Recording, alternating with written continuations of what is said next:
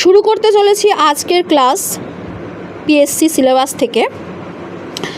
দেখো, তোমাদের আমি ইসলামের রাষ্ট্রের ভিত্তি শুরু করেছিলাম। কাজী আব্দুল ওদুদের যে 5টা প্রবন্ধ ছিল তার মধ্যে আমি তোমাদের তৃতীয় প্রবন্ধ ইসলামের রাষ্ট্রের ভিত্তির কিছুটা অংশ পড়িয়েছিলাম।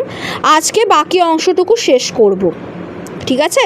দেখো, এইখান থেকে আজকে আমি পড়াবো বাস্তবিক মুসলমানের ধর্মগত সমস্যা।